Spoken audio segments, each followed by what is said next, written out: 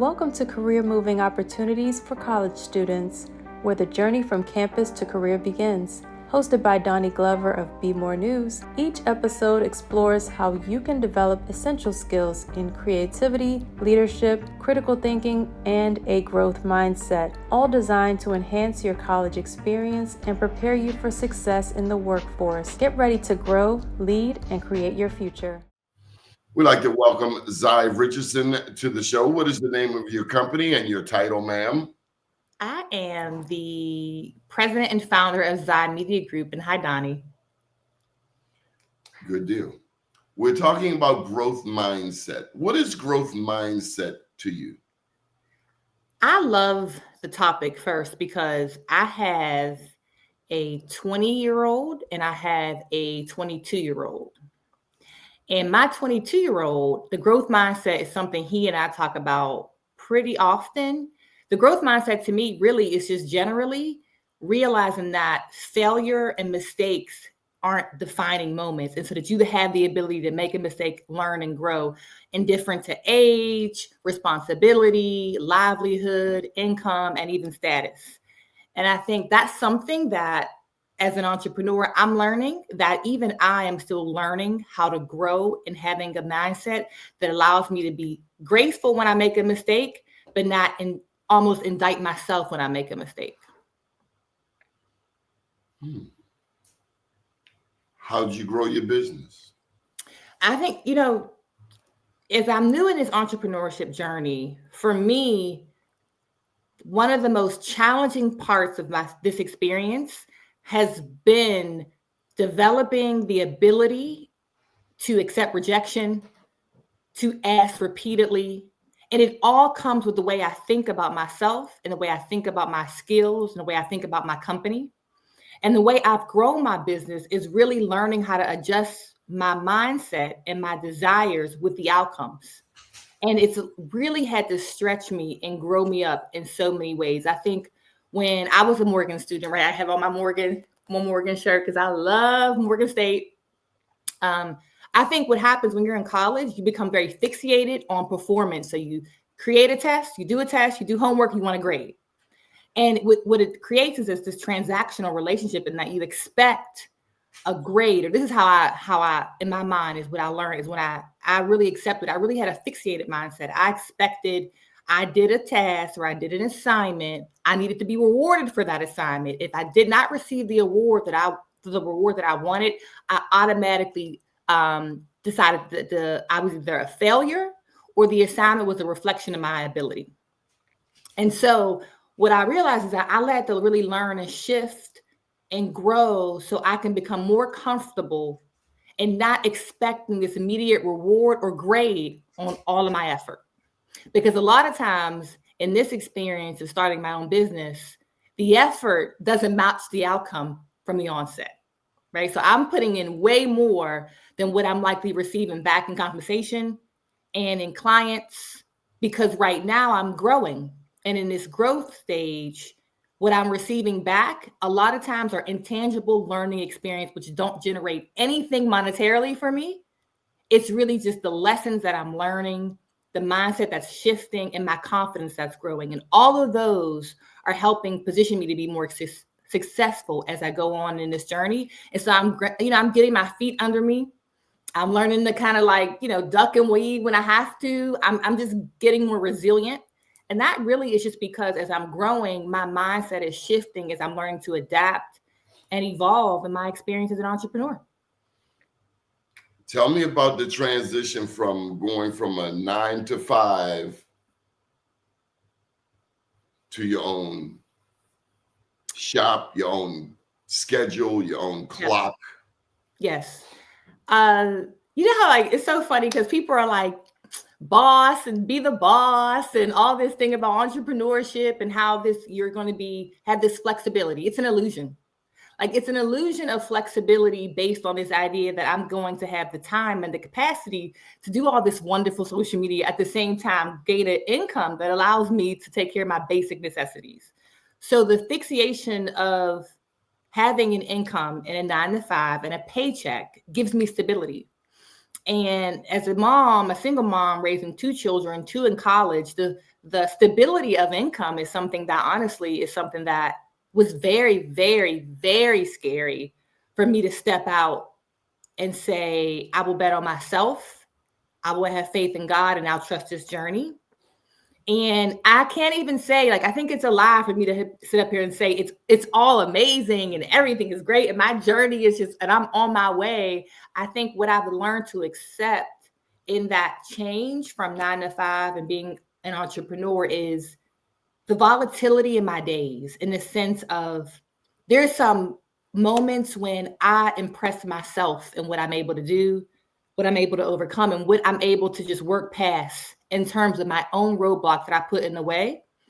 And I think I was just telling someone this the other day, that now I never understood why sometimes the brashness of an entrepreneur, and sometimes where I felt like entrepreneurs sometimes were a little more cocky. I get it now, because the confidence you have to accept some of the pitfalls, the rejections, the up and downs, it does create a level of, for me, it's strengthened my resolve, but it's also just grown my confidence and my capacity of what I know I'm able to do and perform in ways that honestly, I just didn't even know I was capable of. I doubted myself, and I doubted myself because of the stability of what a job provides.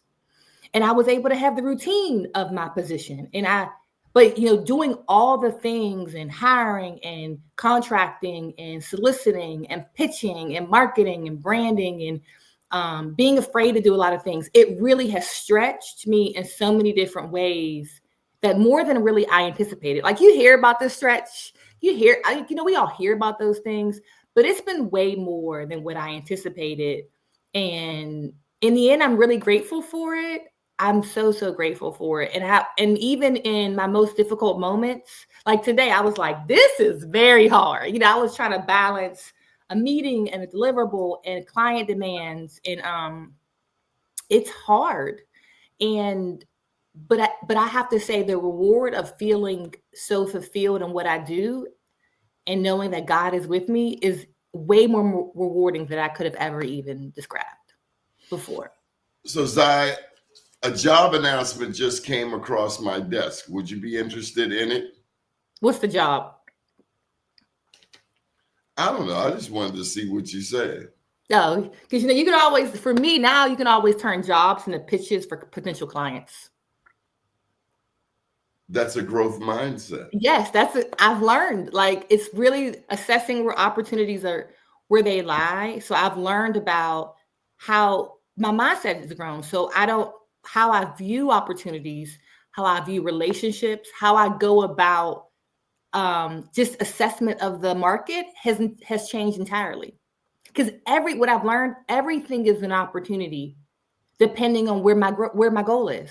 And sometimes the opportunity is just a relationship. Sometimes it's a lasting impression. Sometimes it's a conversation, right? Sometimes it's a transactional pitch. It just depends on who I'm talking to and where the opportunity falls. But now what I've learned is every pitch from a recruiter can also be converted into a pitch for a potential client, because clearly there's a need, and it's whether or not we align on what that need is and whether or not that market or that potential is willing to compensate for what my value is. Now, you landed a client who is the most well-known attorney in Baltimore City. Right.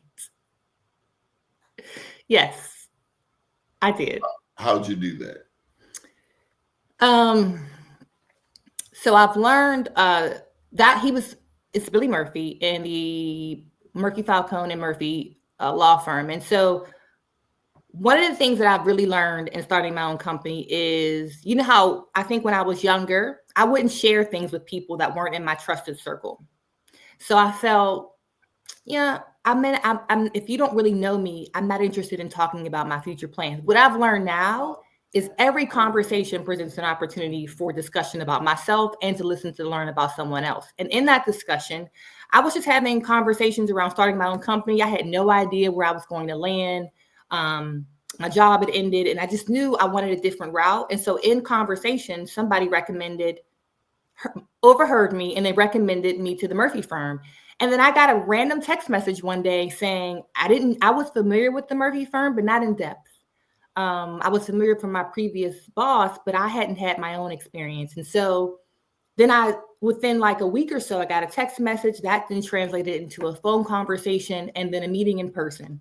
And what I tell you, I was so nervous. I did a form I had to put together. It was my first time putting together a scope, a proposal of services. This was my first time saying, what do I really do? And how do I monetize it? And how do I create rates? Like, what do I charge? And what are the services that I do? Because as a communications director and spokesperson, we do everything. And so I had to really learn about how do you price and scope. And so I remember that meeting because I still have the picture. I remember how nervous I was in the meeting. I remember having my PowerPoint. I had a full presentation. I was so prepared, but that's my normal. I over prepare. And I remember Billy saying to me, "Where are you from?" and I thought, like, wait a minute. I'm prepared to go through this entire like presentation. And he said to me, "Where are you from? Where's your family from?" And I was like, wait a minute, what do you, I'm prepared. And I'm a person who does I do talking points, just like I prepare principles for media interviews. I do the same for myself.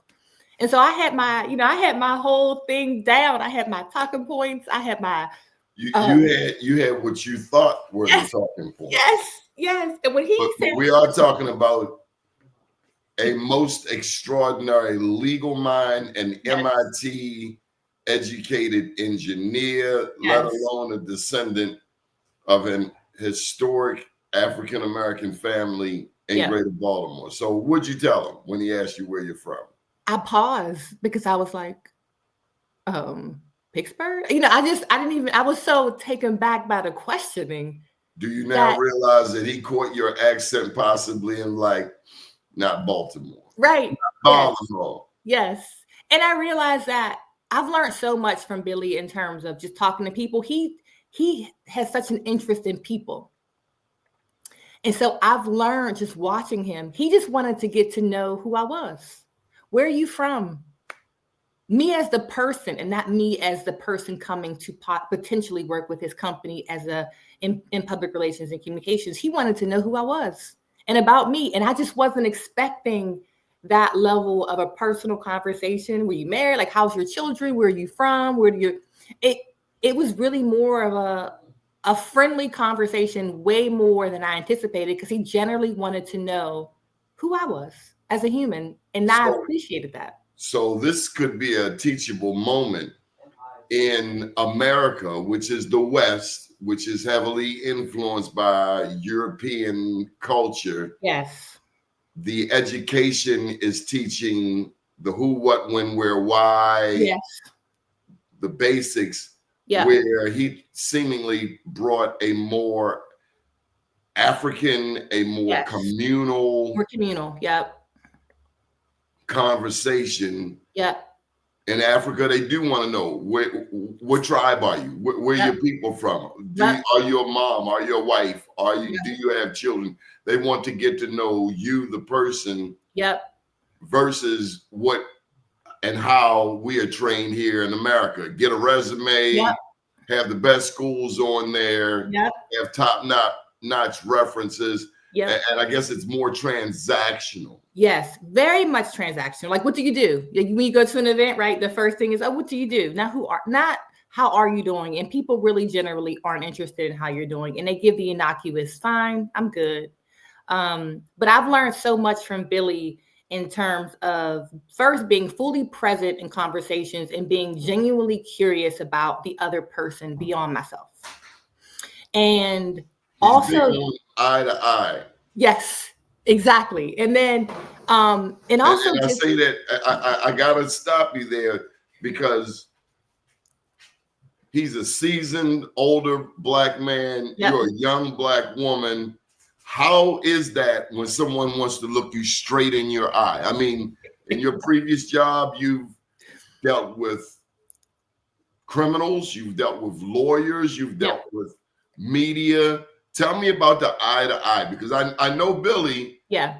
And if you're one of these, he want to look you in your eye. Yes. Why is that important to you? Do you think?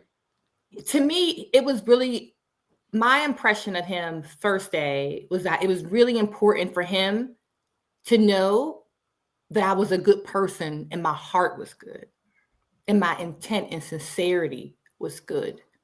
And I felt like it wasn't even about skill at first. It really was just about, who are you? Can I trust you? Can I trust you? Because I'm bringing you into my house to Exactly. represent my empire. Exactly. Yeah, I need to know who you are, who your mother Yep. is, what church you went to, Yep. how you were raised. Do you like your daddy? Exactly. You hate all men. Right. Like, what do you like to eat? What's your favorite? And then he'll ask questions like, well, what did you do that for? You know, he asked, you're like, wait, I didn't even know we were having this conversation. Why did you decide that decision? What made you think that? And I thought, so I've learned that in working with the Murphy firm, it's very much a client, but also he's become my family in the sense of, it's definitely been a reciprocal, non-traditional. You know, I sometimes can talk to Billy at midnight. I can talk to him in the early mornings. And I know that in general, that he wants to know I care. He wants to know he can trust me. He wants to know he can rely on me. And in very difficult, crucial moments, you have to know your people are your people. And when you're who has amassed multi-millions of dollars, and so you have access to a brilliant and accomplished person, but who is also brilliant. Yes, brilliant. And would you say that growth mindset spills over into you? Yeah, you know, I have like this little notebook, right? And so everyone who knows who works with me, I take my laptop everywhere I go. So people always joke like, you have your laptop? I really do. I have my laptop everywhere. And so I take Google Doc notes when I'm meeting with clients. And so Billy will he'll always have a lesson that I didn't consider. He always has these nuggets. He said to me one time, people are afraid to ask. The worst they can tell you is no. People are just afraid of rejection. He has drilled in me about asking for what you want. Do not get caught up in unreasonable or it's crazy or how others perceive you. He says to me, we care way too much about what the other person thinks, and we're way too afraid of being rejected and no. And so he'll say it, like we'll go somewhere, he'll ask for what people may think is completely unfathomable and unreasonable, but Billy will ask. So I've learned so much about him of, it is okay to ask for what you want and stop and care less about what the outcome is, because he just has this mindset of everything is possible. Everything is possible. There's not really restriction. There's not really limitation. And that's just how he lives his life. And so when you're around him, it makes you like, I did just kind of minimize that, or I did automatically not do that because I thought it wasn't possible. Oh, so I have a lot of reflective thoughts in talking to him that I didn't even realize of how I'm still working on my mindset, because he just really doesn't have a concept of, and how he's wired his mindset of limitation of can. And he's okay if you say no. He's still going to ask.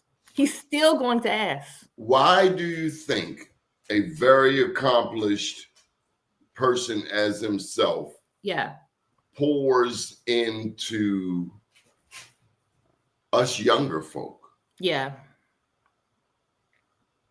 Why do you think he pours into us? He has no reason to care. He's there. True. You know, when I first started working with him, I used to tell my my family, and I would say, you know, I've met him in passing, right? Everybody knows about Billy Murphy in passing, and I was always so amazed how kind and polite he was. I hope I'm getting there, so I'm working on it. I was always so amazed, like thank you and thank you so much, and everything is. He shows appreciation. You'll know when it's not something he likes, but you'll also know when it's something he values, he respects, and you understand he's appreciative. He shows his appreciation. He says, I appreciate you. And he wants to hear what you have to say. So it's not this idea of, so what, that I have reached this status and I've accumulated this wealth and I have this, and my family has been insurmountable in all over the world, especially in Maryland and especially in Baltimore. He has a curiosity about people. Like, so when reporters will come talk to him, he'll say, like, even it could be a 25-year-old reporter who's just started on his beat or her beat. And Billy will sit them down and have a whole conversation about what are you majoring in? What do you want to do after? He just has a genuine affinity for helping people, and which is why he will really sit down and have a whole conversation. I remember we were filming this video. We were in the law school and we were filming a video for the Urban League Gala. And we were walking around. I was just walking him out, and there was a young lady sitting at the table in the law library studying. And it's all quiet. So Billy walks past her and taps her, and like somehow we caught our attention. I think she was helping us find something. That's right. She was helping us find something. So Billy says to her, he strikes up a whole conversation. What year is she? What type of law does she want to do? How he knew the person. He essentially rattled off the top law firms in the state who had the type of law she wanted to pursue. It wasn't criminal law. It was a very narrow, focused law. He knew the state. He knew the firms. He said, send me an email and I'll connect you to the partner at that firm. And that was just, he didn't know this woman. She didn't even know who he was, right? So she's just like, who's this man trying to help, who's being helpful? And then I made sure that she got his business card because he couldn't find it. So we made sure I connected her to him. And that was just, there were no cameras around. It was just him and I and her. So there were no lights. We didn't take a photo. We didn't do a selfie, right? We didn't post it on Instagram. It was a very organic, natural moment of Billy in his own element and deciding he was in the law school and he wanted to help her. And that's him all the time. I'm going to sum this up by saying that with a closed hand, nothing gets in and nothing gets out. With an open hand, there are endless possibilities. Yeah. Zai Richardson, thank you for taking time. We're out of time, but we have to do this again. Thank you. Thank you so much, Donnie. And good luck to all the Morgan Knights. I love Morgan. So thank you for having me. Great deal. Have a beautiful day. Bye-bye. Thanks for listening to Career Moving Opportunities for College Students with your host, Donnie Glover. We hope today's episode helped spark new ideas and practical strategies for building your skill set and shaping your future. Be sure to join us next time as we continue the journey from college to career, one opportunity at a time.